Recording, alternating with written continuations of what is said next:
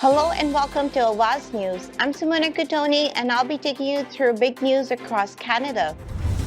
Bank of Canada hikes benchmark interest rate again to 3.25%. Manhunt for fugitive suspect in Saskatchewan stabbing rampage continues. Putin and Xi plan to meet in Uzbekistan next week amid the frayed relations with West.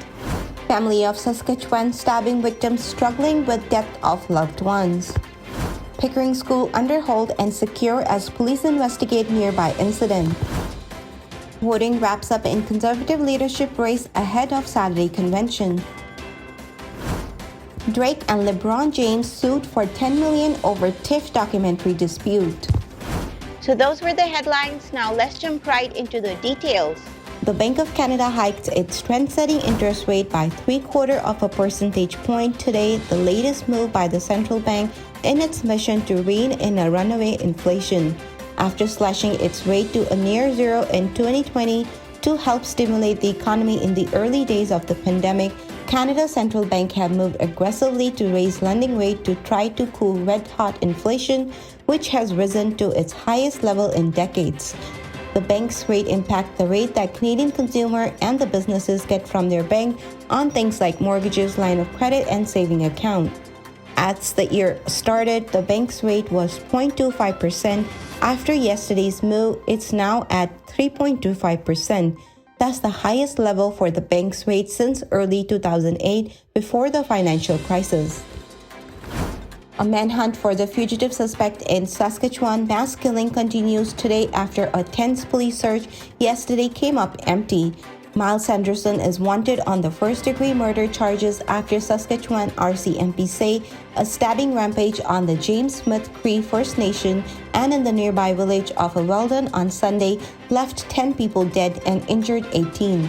RCMP searched but did not find Sanderson after a reported sighting yesterday on the First Nation prompted police drone, tactical vehicles, and a helicopter to descend on the community with residents already on the edge and grieving. As the search enters the fourth day, police are asking the public to remain vigilant.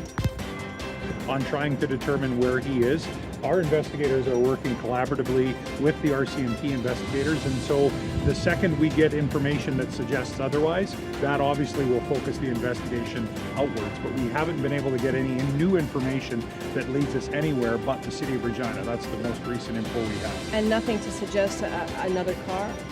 Well, not at this point. I mean, there's been lots of what I'll call swirl on social media, but every one of those leads we've investigated and we've been able to rule out that information. So it is very possible, but it's also possible that he could have left the city in the same car, despite the fact that, we've been working aggressively on this for the last in excess of 24 hours, but there's lots of factors at play here, and so we're hoping we can pin down some information in the next while, certainly this evening, that will give us a better location. All right, and if we step back from, I know you're looking at these important details, but if we pull back for a moment, this is a very different crime from a mass shooting, is it not? Well, the fact that stabbing was the method, at least, of the first individuals who were killed, that's a very personal crime. That is different than a crime at a distance that may involve a firearm, something such as that. So there are certainly behavioral indicators there when someone has that sort of up-close and personal interaction that results in serious injuries or death to someone. Does it also suggest that the person, committing that crime sometimes has to have a relationship with that person to get close enough to do that to them? In some cases, that is the situation, but there are other times, depending on the mindset of the individual, or if there was some sort of substance-induced behavior, that can certainly. Russian President Vladimir Putin and Chinese President Xi Jinping are expected to meet next week in Uzbekistan for talks that could signal another step in warming ties between two powers that are increasingly facing off against the West. The meeting at the Shanghai Cooperation Organization, a political, economic, and security forum that China and Russia dominate, comes at a delicate time for both leaders. Putin is dealing with the economic and political fallout of his war in Ukraine, which has left Russia more isolated, and Xi, meanwhile, is also facing a slowing economy as he seeks a third 5-year term as Communist Party leader. While he's expected to secure it, that will represent a break with precedent. Russian ambassador to China Andrei Denisov told reporters that the two would meet at the organization summit in the Uzbek city of Samarkand on September 15th and 16th.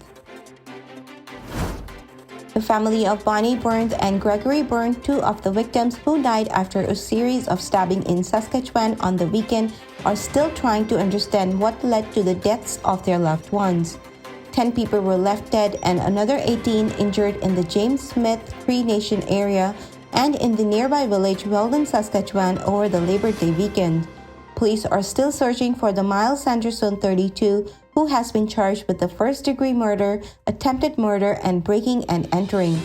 Arkan said he learned the stabbing attack on Sunday morning and drove to the community located about 170 kilometers northeast of Saskatoon that afternoon. He said he can't get what he saw out of his mind, and it led him waking up screaming as he tried to sleep that night. An elementary school in Pickering is currently under hold and secure as police investigate a nearby incident in the community. The school in question is Glen Grove Public School at 1934 Glen Grove Road, which is north of Kingston Road and east of Liverpool Road. In a tweet, Durham District School Board said students and staff are safe. They are, however, asking everyone to avoid the area as Durham police manage the situation. There is a heavy police presence in that immediate area. Voting has ended in the Conservative Party's leadership election, but its members still need to wait until Saturday to find out who their next leader is. Ballot had to be received by a deadline of 5 p.m. on Tuesday in order to be processed, validated, and counted in the time for this weekend's announcement. The party is using a ranked ballot system to choose its next permanent leader among the 5 hopefuls: Pierre Polivet, Jean Charest, Leslie Lewis, Scott Atchison, and Roman Baber. With Patrick Brown's name still on the list despite his disqualification in July, the party says anyone who puts him first on their ballot will see their vote transferred automatically to their second choice. Canadian musician Drake, basketball champion LeBron James, and rapper Future are being sued for $10 million over an intellectual property dispute surrounding a Toronto International Film Festival documentary. Black Ice, which is still scheduled to premiere at TIFF this weekend at Roy Thomson Hall, examines the history of anti-black racism in hockey from segregated leagues to date.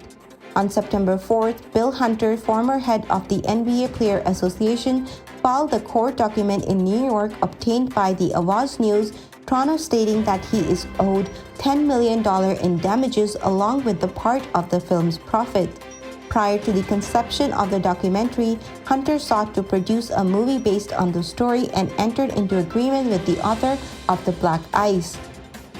Hello and welcome to Awaz News. I'm Simona Kutoni and I'll be taking you through big news across Canada.